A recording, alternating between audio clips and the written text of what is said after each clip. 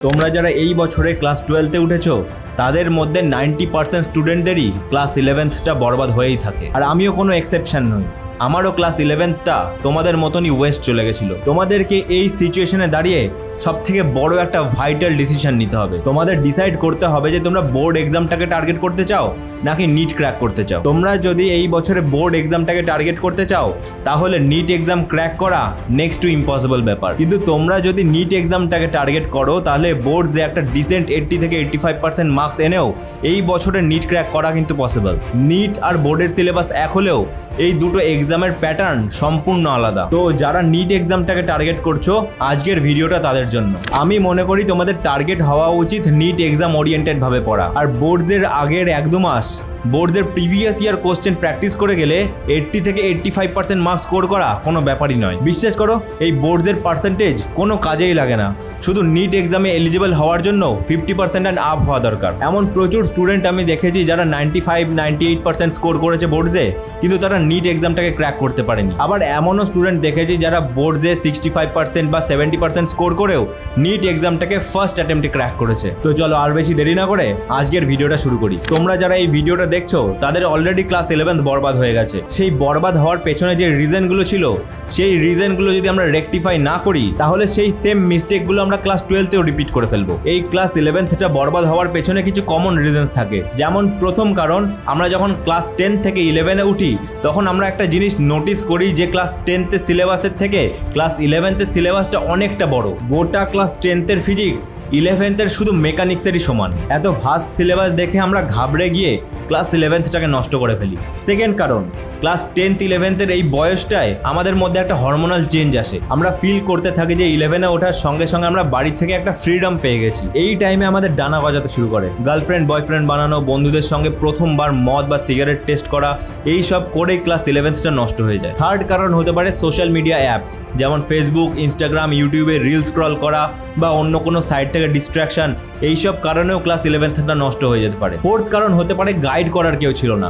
Class 10 থেকে 11-তে ওঠার পরে কোন সাবজেক্ট নেব বা কোন ফিল্ড চুজ করব, সেই ফিল্ডে যেতে গেলে কোন এক্সাম ক্র্যাক করতে হয় সেসব নলেজ আমাদের ছিল না। এইসব কারণেও ক্লাস 11টা ওয়েস্ট হয়ে যেতে পারে। ফিফথ কারণ, অনেকেরই হেলথ ইস্যু হতে পারে আর এটা একটা জেনুইন কজ, আর এই কারণেও ক্লাস 11টা অনেকেরই ওয়েস্ট হয়ে যায়। তোমাদের কোন কোন কারণে 11টা নষ্ট হয়েছে সেটা আমাকে কমেন্ট সেকশনে জানাতে ভুলো না।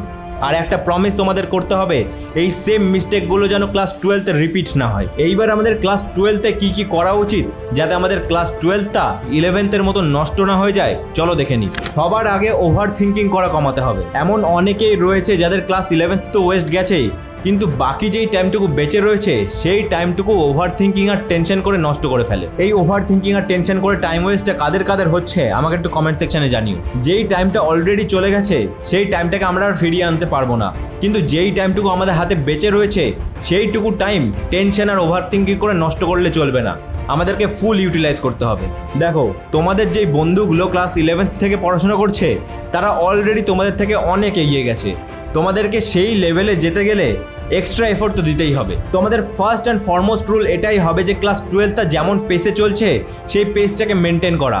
তোমরা হয়তো কোনো টিউশন নিয়েছো বা কোনো অনলাইনে ব্যাচ কিনেছো, সেই ব্যাচ থেকে বা টিউশন থেকে ক্লাস 12-তে যেন কোনো ব্যাকলগ না আসে। এখানে অনেকেই ভাববে যে সবার আগে ক্লাস 11টা পড়ি তারপরে ক্লাস 12টা শুরু করব, কিন্তু এই ভুলটা ভুল করেও যেন করতে যেও না। আমাদের প্ল্যান এটাই হবে যে ক্লাস 12টা যেমন চলছে চলুক, আর তার সঙ্গে এক্সট্রা এফোর্ট দিয়ে ক্লাস 11th-এর সিলেবাস কমপ্লিট করতে থাকবো। ক্লাস 11th-এর কিছু কিছু এমন চ্যাপ্টার্স রয়েছে যেই চ্যাপ্টার্সগুলো ক্লাস 12th-এর সিলেবাসটাকে বোঝার জন্য কাজে লাগে। আমাদের সবার প্রথমে ক্লাস 11th-এর এই বেসিক চ্যাপ্টার্সগুলোকে রেডি করতে হবে। তোমাদের এদিক ওদিক খুঁজতে হবে না, ক্লাস 11th-এর সেই চ্যাপ্টার্সগুলোর লিস্ট আমি তোমাদের প্রোভাইড করে দিচ্ছি। ফিজিক্সে vector, kinematics, work energy, power, gravitation and waves. কেমিস্ট্রিতে mole concept, periodic table, chemical bonding, redox and general organic chemistry. আর বায়োলজিতে cell the unit of life, cell cycle and cell division and animal tissue. Class 11th-এর এই চ্যাপ্টারগুলো খুব ভালোভাবে concept clear করে রাখবে, কারণ এই চ্যাপ্টারসগুলোই ক্লাস 12th-এর সিলেবাসে কাজে লাগবে। ক্লাস 12th-এর সঙ্গে সঙ্গে 11th-টা কমপ্লিট করা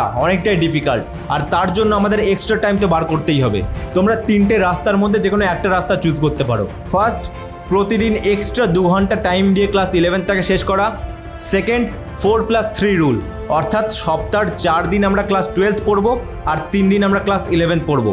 আর থার্ড, 5+2 রুল, অর্থাৎ 5 দিন আমরা ক্লাস 12 পড়বো আর 2 দিন আমরা ক্লাস 11 পড়বো। এই তিনটে রাস্তার মধ্যে তোমাদের যেটা সব থেকে বেশি কমফোর্টেবল বলে মনে হবে সেই রাস্তাটাই তোমরা চুজ করো। তোমাদের যদি স্কুলে গিয়ে কোনো প্রোডাক্টিভ তেমন কিছু না হয় তাহলে স্কুলে যাওয়া কমিয়ে দাও, কিন্তু এমনও আমি বলছি না যে স্কুল যাওয়া একদমই ছেড়ে দাও, কারণ এই স্কুল লাইফটা হাজার চেষ্টা করলেও তোমরা আর ফিরে পাবে না। তো স্কুলে তোমাদের যতটা যাওয়া প্রয়োজন ঠিক ততদিনই যাও, আর বাকি টাইমটা তোমরা ক্লাস 11টা শেষ করাতে দাও। তো এই পুরো ভিডিওটার সামারি চলো দেখে নেওয়া যাক। ফার্স্ট, তোমাদের যা যা কারণে ক্লাস 11টা নষ্ট হয়ে গেছিলো সেই কারণগুলো ক্লাস 12-এ যেন রিপিট না হয়।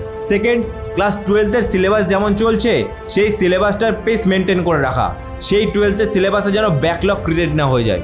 থার্ড, ক্লাস 12 চলাকালীনই এক্সট্রা টাইম বার করে আমাদের ক্লাস 11টাকে শেষ করতে হবে। আর ফোর্থ, ওভার থিঙ্কিং আর টেনশন করে বাকি যেই টাইমটুকু বেঁচে আছে সেইটুকু যেন ওয়েস্ট না হয়ে যায়। তো আজকের ভিডিওটা এটুকুই থাক, দেখা হচ্ছে পরের কোনো ভিডিওতে।